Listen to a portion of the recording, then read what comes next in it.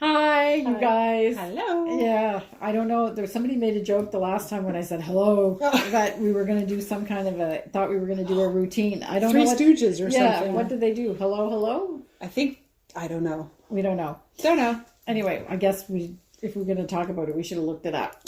But we didn't. I was going to say, are we really that organized? No, not at all. So, from what I understand today for the books is that we're kind of just cleaning up some loose ends, mostly. And you're starting to read too fast. I may have started and finished another one. Yeah, started and finished. It's because it's winter. Oh, okay. Yeah. You do a lot of reading in the winter. I do, because I think about going outside. And that's about all I do. Hopefully that sound just didn't come out on the recording. I know. Ken made a sound. Now he's trying to make it again. It was just a sound. I doubt it picked it up. Well, I don't know. Oh boy, this is going downhill very quickly. No, we're going to be serious. We're going to be serious. Okay, so I'm going to go first today. Excellent. Yes. Right. So Moby Dick. So I'm on page 98. Okay. Are we on the boat yet? No. Simone knows. I don't know, because I've never read it. It says, page 98, going aboard. Finally. It's happening. It's finally happening. So, as I said in the last podcast, I am just enjoying it, the words as we go. And I'm actually now, it's finally kicked in. Okay, now I really want to know what happened. I want to know who Elias is. I want to know, just hope that all of these characters that he introduced, it's like what you were saying about the writing teacher, that at some point the gun's going to go off. I'm sure it will. I'm sure it will. Does it? You'll have to read it. I'm sure it will. Just knowing the time era that Herman was writing in, like, writing was like an art and a craft. I mean, it still is today. Yeah. But I feel like there's very little detail that would be put in there that wouldn't matter. This is me. Who's never read the book. I have no idea. For certain authors, yes. Oh, maybe not guaranteed. I find he's a little flowery with his language, but I actually enjoy it. Okay. Yeah. But it's more the people, all the characters. They've been ashore. They went on a boat. I got really excited. On page 63, they went on a boat, but they only went to Nantucket. Yeah. And now they've just been in a hotel. Where did he leave from? Or an inn. South Bedford. Okay. Yeah, I forgot already. There's a part. It's a very short that trip. always makes me snicker.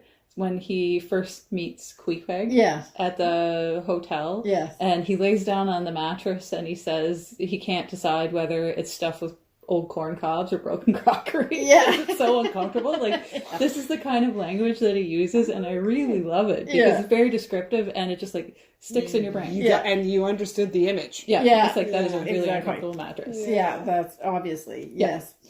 So, now I'm starting to be invested, because now I want to know, like, who these people are and why. So I'm going to look at your face while I say this.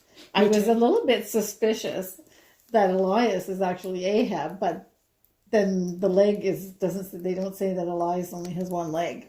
Keep reading. I'm not giving anything away. Simone's like, you can't get it out of me. It just seems like Elias is having a prominent role for somebody that's not going to get on the boat. I don't know.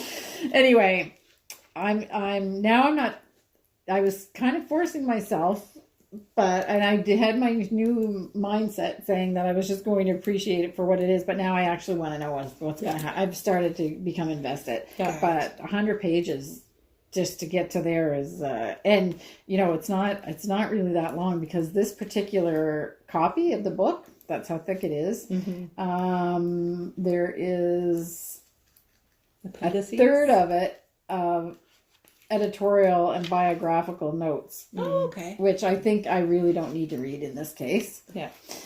Like what the critics have said. No, I don't think so. Okay. Well, who knows? Yeah. So that's that much. Quite a lot of pages. So I'm like really a quarter of the way through the book, and they're just loading the boat. I just love that you measure your way through a book. It's a progress keeper. not just a bookmark. You're such a knitter at heart that you measure your. That's what it is. Okay, I get it now. I'm really, really finding it interesting for my own reflection about how crazy and fast paced our lives have gotten that you can't sit still to read a classic novel because it moves too slowly. Yeah, it's really kind of pathetic. I think the writing styles have changed and evolved over time too. Yeah. So that makes a big difference. Yeah, it's not conversational, but I was telling Betsy, I don't think I told you, Simone, that I actually started reading it out loud because I wanted to slow down because you're grazing, even though you're ingesting the information, I just felt like I should probably pay more attention. Yeah. So I started reading it out loud. And then I discovered just what a skill it is to be reading out loud, Betsy. Because if you hear yourself reading out loud and you don't have the inflection quite right, or it's well, sometimes you have to go back and reread it because you realized, oops, I read that with the wrong emotion. That's right. So that's what I'm doing, actually. Good. Yeah. I'm kind of getting a kick out of. I used to read out loud in front of the class when I was in school and stuff, and I didn't. But you do absorb more because you have to. You're hearing yourself. You're making the words. I also realized that I don't know how to pronounce a lot of words anymore. You were telling me that. Yes. I read them and they sound perfect in my head, but when you actually have to say them, I was stumbling over some words, and I'm like, oh. Yeah. I could say any more, but the truth is, I may have never known how to pronounce them properly. Oh, really? And so on my own, it was fine because nobody heard. But now my husband will be like, what did you just say? And then I'll say it, he'll be like, actually, it's not foliage, it's foliage. Oh, it's funny because Kirby says that too. What, he calls it foliage or foliage or whatever. Yeah. I can't remember how I used to say after it. you said that the last time, I went home and I said, what do you call leaves on trees? And he goes, I don't know, leaves. I'm like, no, what's another term? Word. Yeah. Foliage? And I'm like, stinker. Poor Kirby. Oh, I side with Kirby. Yeah. But it's true. If you don't hear yourself or anybody say it. And it's like when I was learning to speak French, which I don't speak anymore because I've lost everything that I learned, is I could say it with the perfect pronunciation in my head, but when it actually came out of my mouth, I wasn't pronouncing the words right. Spoken with an English tongue. It's well, anything, your tongue's a muscle, right? So you have to train it to shape properly around those words. Yeah. Anyway, so it's just so this book is so much more than just about a whale. It's a journey to the center of your soul, out in your heart, and you're finding out the things that you never thought you knew about yourself. You make fun now. I was going to say, she's kind of mocking, but there's actually people who agree with you. About the fact that you can't pronounce words anymore. Anyway, it's there's an old expression to eat crow. Yes. Yes, I might have to eat crow about this because I actually now really want to know what happens. Yeah. Which, does anyone know where that comes from? What's behind that? I don't know. Simone, I'm looking at you as our knowledge. I always thought it was gross. You might have to look that one up. Where did that come from? To eat crow. Maybe some of you will know. You can tell us. It's a scavenger. Yeah. So garbage in, garbage out. I don't know. Somebody will know. Someone will know. Yeah. Our zeitgeist will tell us. Yes, tell us. So that's it. That was a good word, zeitgeist. How often do you use that in a conversation? I use it whenever I can. I love it. That's why I love it. We're gonna come into work and Kim is gonna be having all of these big, beautiful. I'll tell words. you the other thing that has helped my vocabulary quite a lot is playing Scrabble with my mother online. I don't do Scrabble. I've had to dig deep because you can't look up anything, obviously, so I don't do that because that would be cheating. But I've had to really mine the depths of my memory to... That ought to be helping. Yeah, I know. Yeah. Except that some of they're talking like they're the accent of Nantucket, which is actually not an English word. Spelling. Rob Roy was like that, so... They spoke in kind of like a dialect almost, or an Anglified dialect. Right. Yeah. And it was really hard to read in places. Yeah, because they're trying to do the accent. Yeah, You so have that to- if you say it aloud, you're like, oh, okay, that's what it sounds like, and you have to kind of decipher the words. Yeah. Yeah. I've had that with my kids in the reverse. So I'll have read them books when they were kids, and I put accents to certain characters, and I've had them come back to me and be like, Mom, how did you know that Jubal was Southern? Yeah. And I was like, I don't know. Because she reads the book and realizes there's no Southern accent here. Yeah, but I just get like... You have your little book friends. Yeah, You exactly. gave I them just lines. know because they talk to me. That's right. Yeah. This was from a book called Jubal's Wish, which was the most bizarre children's book. But my youngest daughter just loved it. I think she loved it because it made her cry. Oh. She wanted to cry. Because at Oh. one point, Jubal's a little toad and he's crying about his friends and she would just like bawl along with him. But she Oh. wanted to. Oh. Okay. I just. Well. Anyway, well, jumping. Sorry. Yeah. I don't know if I was going to say I would never want to cry, but maybe I No? do. I watch movies that make me I was cry. going to say, a few I times. sometimes want to get in touch with that. Like, Yeah. Emotion. yeah. Yeah. So, anyway, Moby Dick. Not so making far, me cry right now. Well, No? yeah, not anymore. It was that. Yes, that was making me cry. But I might have to change my initial. Might be you must read it. Yeah, By might be. the end. I don't know. I have never read it. Anyway, I can't make a I'll commitment lend at it to this you. point in time. And you I can have the read it exact out same loud. copy, but it's definitely not in the same shape. Yeah, Mine is a little rough. Yeah. Okay. Yeah. Well. Read. well When you loved. can start quoting some of the passages in it, then okay. So that's it. So it's the going into the deeps, figuratively and With the Leviathan. the Leviathan. Yeah. Who knew that there were so many words for whale too? Yes. There's there's lots of them. Even some that start with P that I can't pronounce. I was like, what? Yeah. So, but if you had asked me what the word Leviathan meant, I would have never said whale. Yeah. I had some kind of idea of what it was in my head, Yeah. but I. I would not have said whale either. It's like No. a monster. Yeah. Yeah. Oh, is it a monster? That's kind of my Okay, initial... so it's really not a. Yeah. Wait, we'll have to look that up. Yeah. We That got was my homework to initial impression was, like it's this monstrous creature. Right. Yeah. Yeah, I'm a little uncomfortable about the actual number of whales that they're killing. Like it really was kind of brutal. Yeah. Incredibly brutal. Yeah. I read not this one, but another one that talked about off the coast of Newfoundland. They were a crew of whalers. Yeah. And I was it went into quite the detail, and I was like, this is really Brutal. Yeah. brutal, horrendous, and yeah. And when you think about that period of time too and how they were... Accomplishing it? That's scary. Yeah. Yeah. That's Oh, really yeah. scary. Yeah. Yeah. I mean, yes, the men themselves doing it, I think, had a few things loose. Yeah. But, and just even like, I don't know, the ability to, they had to attack them. Like, it was such a vicious attack. Yeah. Maybe we're just a little too sheltered and removed in our world. We also don't need whale oil for Yeah. lighting For survival. lamps and Yeah. stuff like that. Or bones for making tents. Yeah. On boats. Yeah. See, I am reading it. Or corsets. Even worse. The baleen. Yeah. Or, what was it? Ambergris Yeah. for making perfume. Yeah, but I don't think they have to kill the whale for that. They collect it. Simone's like, You know what it is. right. Yep. Yeah. The whale survives. Yeah. But, yeah. Okay. So, I don't like where this is going. Not always. What? Not always. Not always. Not always. Oh, no. Okay. Oh boy. Okay. Now. Okay, so what are you reading, okay. Simone? Yes. Let's go to Rick Mercer. So I finished this. Rick Mercer's Talking to Canadians, and I really love this book.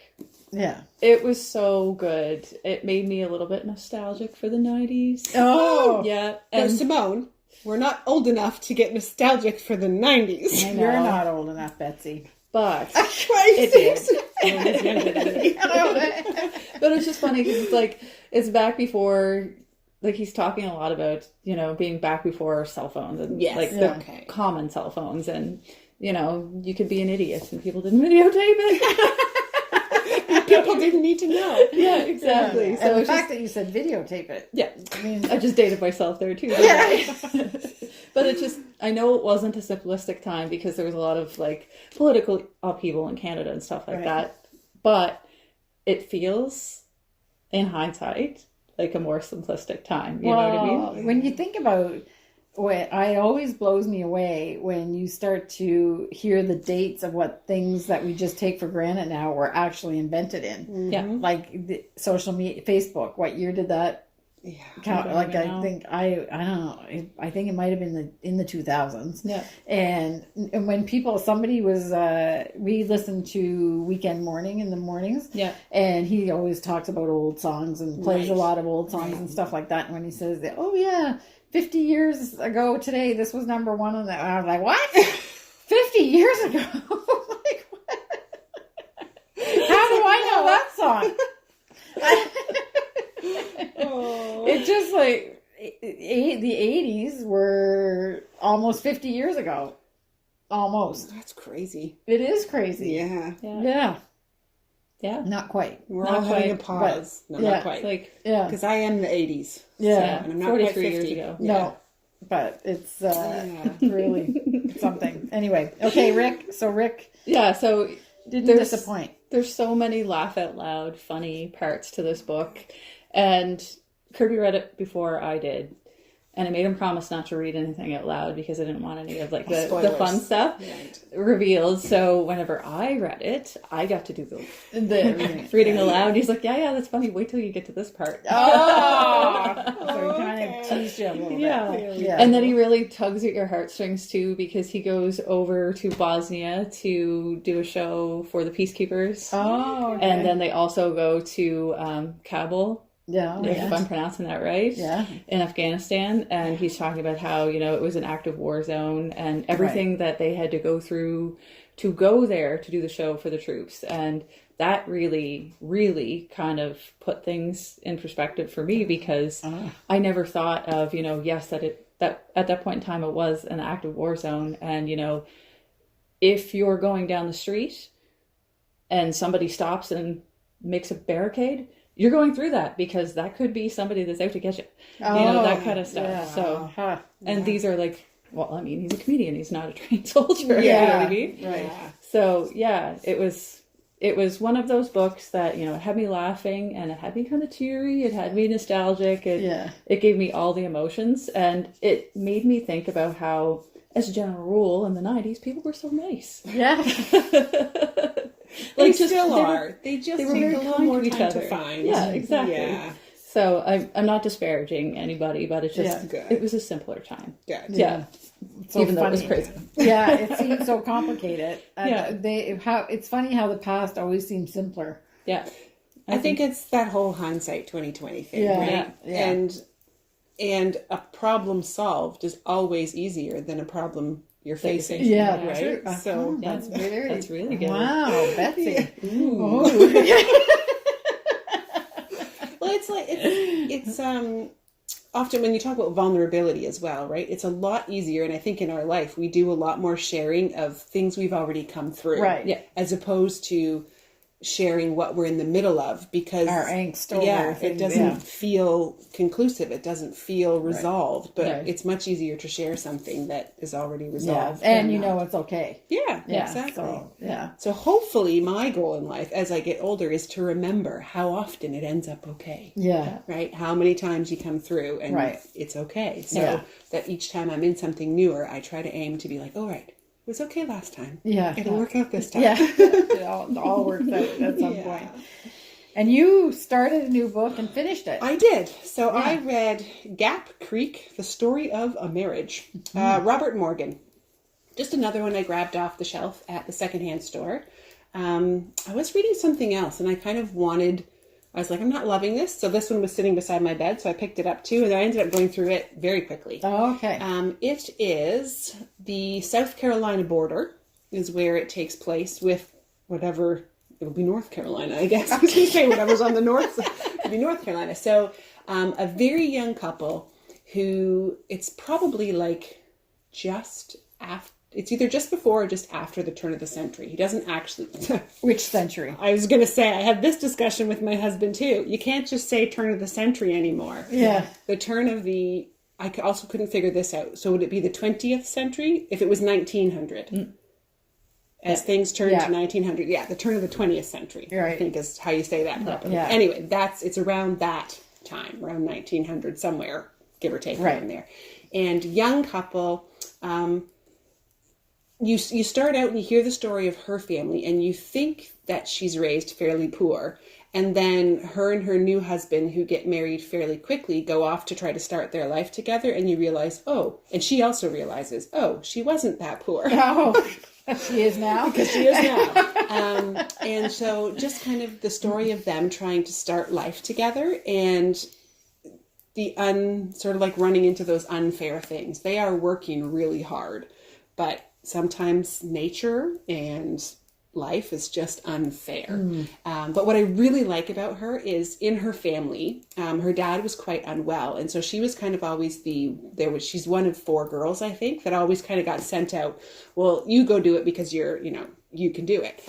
And she kind of resented that and would be like, why does it always have to be me that goes and chops the wood? Rose gets to stay in the kitchen. Why can't I do that? Right. But as she takes care of herself and her husband and does all this really crazy hard work where they're like foraging and putting up for the winter and just she comes to appreciate this ability in herself and realizes that this is actually what's going to keep them alive. Right. The fact that she can get out there and she can work and she can work and work. And then she starts to also realize she actually takes a lot of pleasure and enjoyment from her work. Oh, okay. And so I kind of connected with her on that because I can be similar.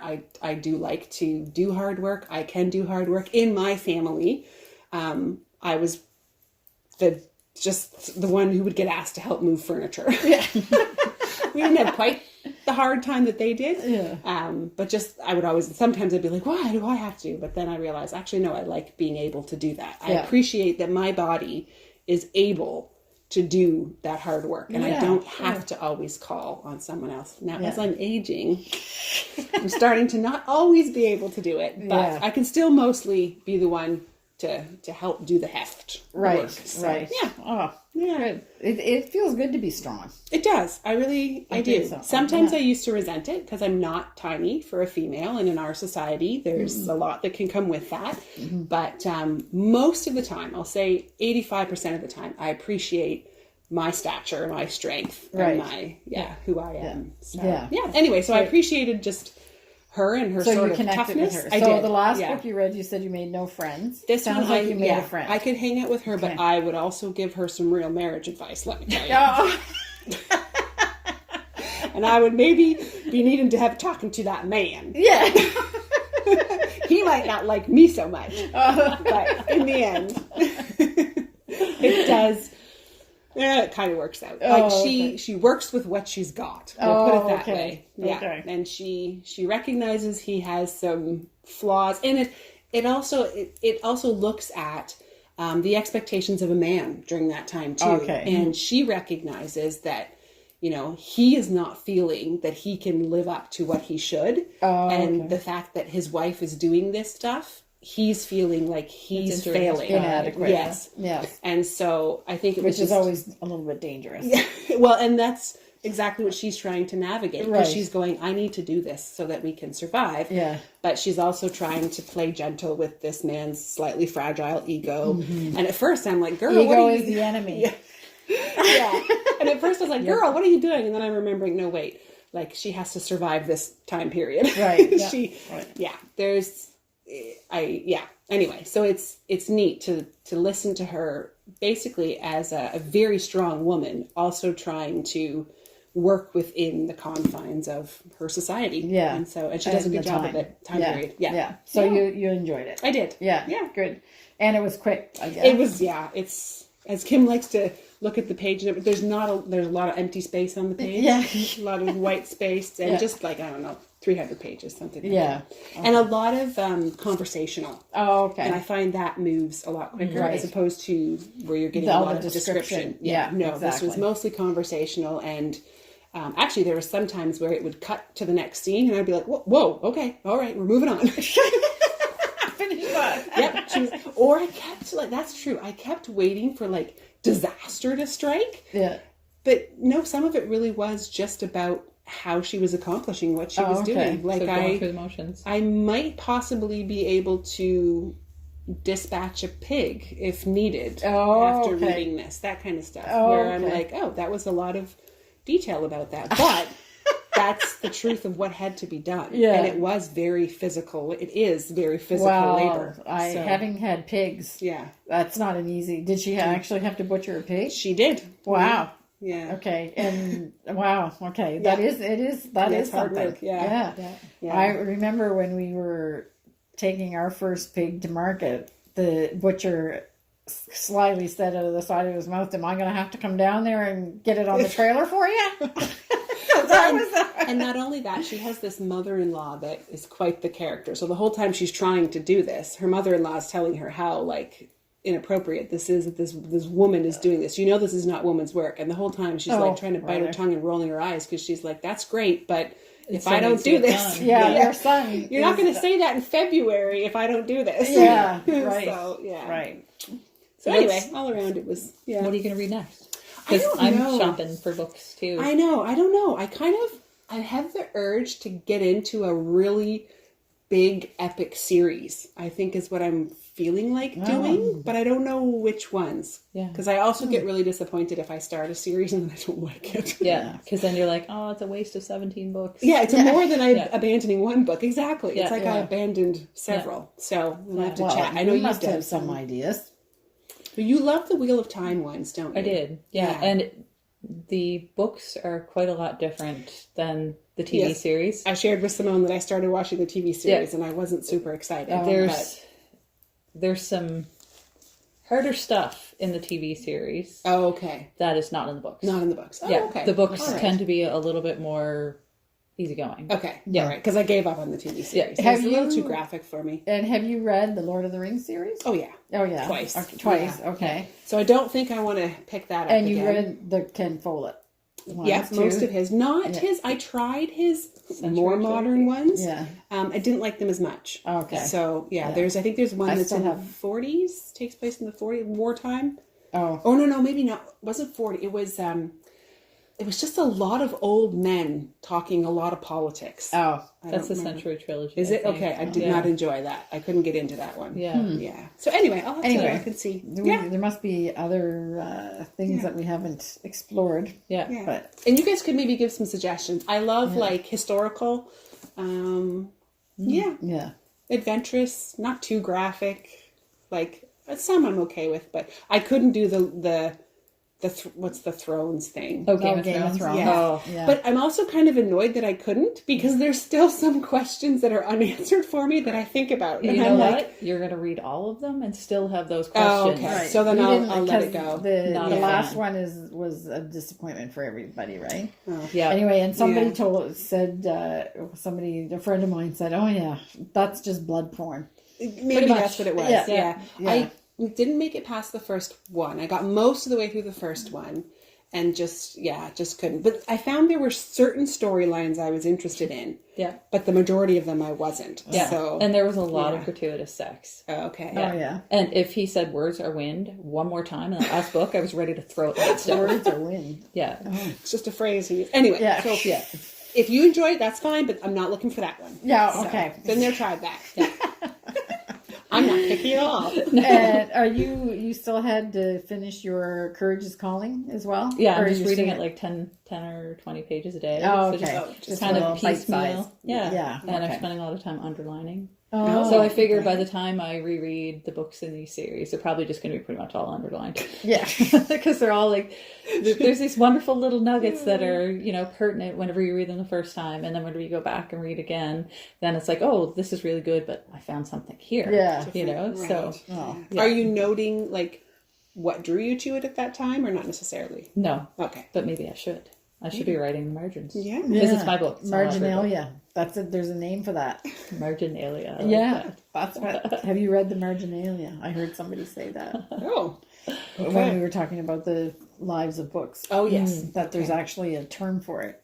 Okay. I like That's it. any Hopefully I notation pronounce put that. in the Yeah, margins? when the readers put notes in and things like that. Nice. And then Cool. these people, these book hunters, look for the marginalia. See if it's interesting.